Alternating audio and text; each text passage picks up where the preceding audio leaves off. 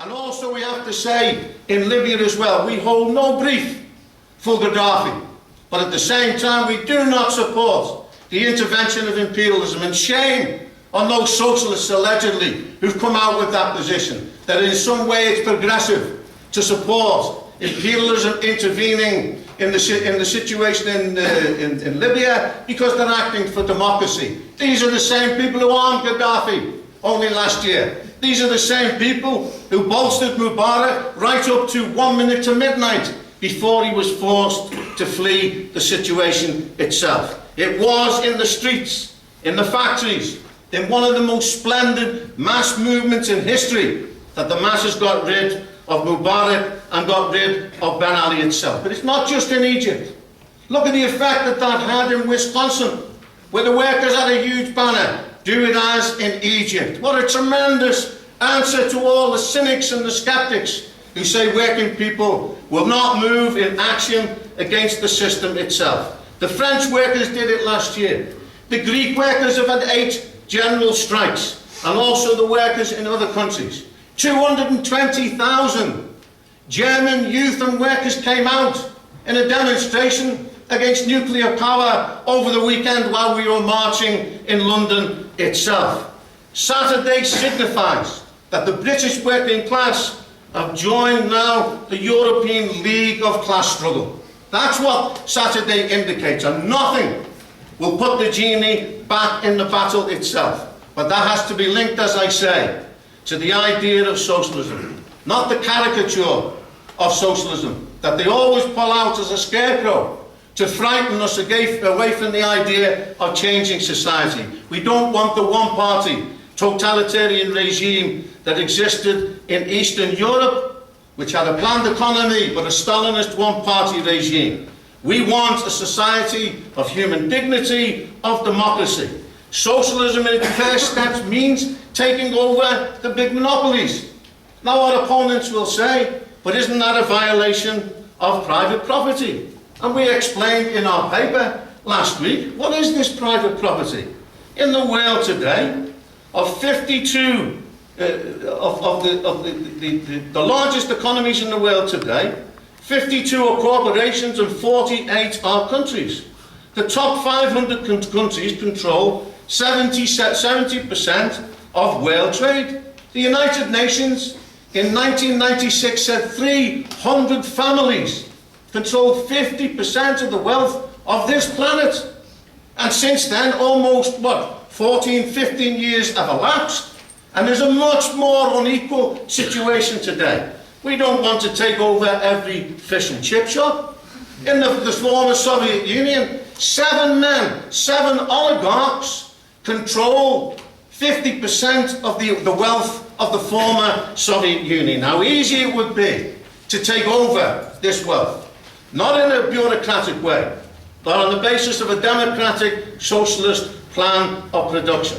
If you look at the way things are developing, with Murdoch and co, 3 or 4 people controlling the media in Britain, and I'll guarantee that Joe and his comrades will be vilified by that press in the next couple of days itself. Look what happened on Saturday in relation to the vilification of the occupants of Fortin and Masons. We do not support, even if it's on a mild way, the smashing up of shops, and particularly by the so-called Black Bloc. Remember, we've had recently revelations about agents, provocateurs, being sent into the environmental movement.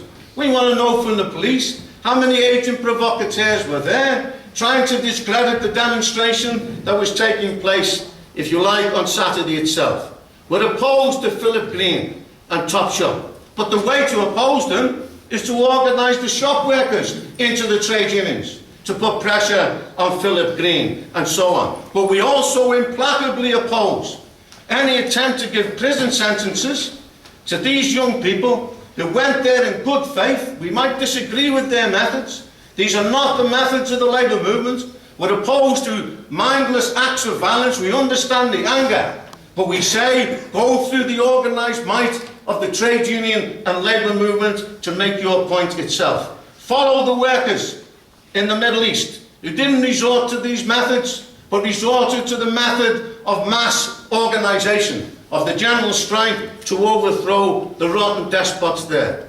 Working class people must have complete independence in this movement that is taking place. We must link the struggle to the idea of a socialist plan of production. The first job, however, is to defeat this government, specifically on the cuts, but in general, so that they can vacate the political arena. The argument is, it can't be done. You had your demo, now go back to sleep. The working people will not be able to go back to sleep because they will be subjected to a remorseless attack in the next period itself. Undoubtedly there will be a strike of the PCS and the teachers and other unions, maybe of 1 million, coming out on a demonstration. We should say to the leaders of these trade unions, coordinate your action. Call for a day of struggle, a day of rage if you like, similar to what we had in Egypt and we had in Tunisia, and we should have a demonstration, and that should be linked to building the NSSN. We should mobilise for the special TUC conference that they've organised in September, a demonstration towards that, and we should say we want a one-day general strike. This government's not a strong government. It's got no mandate for the attacks that it's launched against the working class in Britain. Look what's happened in the last couple of days. They've introduced concessions, allegedly in relation to the EMA. Why? It's not everything we want. It's a quarter of a U-turn that they've carried through. It's not perfect, but the very fact that the government have made concessions, why is that? Because the students struggled and they shook them to the foundations, and behind them was the mass support of working people. They've made noises now about housing benefits. This government is a weak government. If we organise, we can blow them out of the water, to not use a very political phrase, if you like. The government backed down on pensions in 2005. In France, on the youth unemployment, after the law was introduced, the government retreated.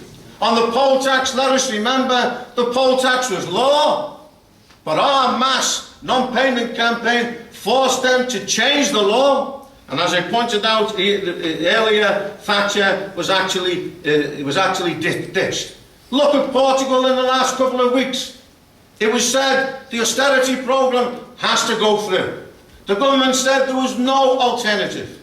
200,000 youth, 100,000 workers came out in Portugal, and the government has been overthrown. They've been forced to call elections. We know what mass pressure can do. In 1974, during the miners' strike, Heath called an election, and for the first time in history, industrial action led to a general election and the overthrow of Thatcher itself. That is what is needed.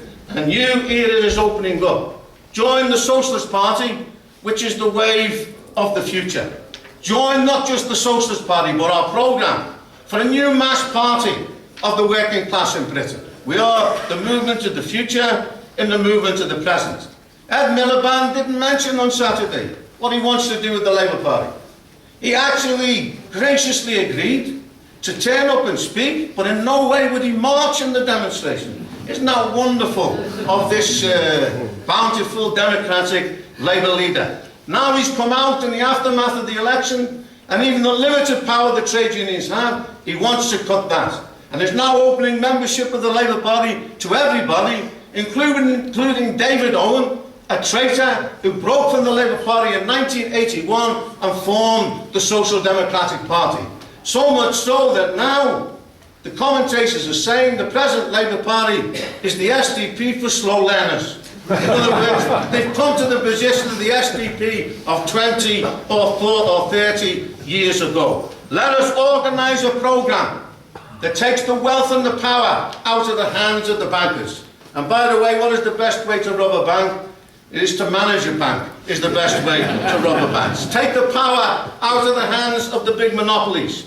Let us organise a force that will fight the cuts, but also open up the perspective for a change in society, a new socialist society, where all the rottenness, all the waste, all the destruction of capitalism, we can put an end to that. And also all the nuclear weapons and all the figures that go together with this system. We can put in a museum of antiquities, if you like, of what capitalism was like. That's what we would do on the basis of a new socialist society. A new page has been turned.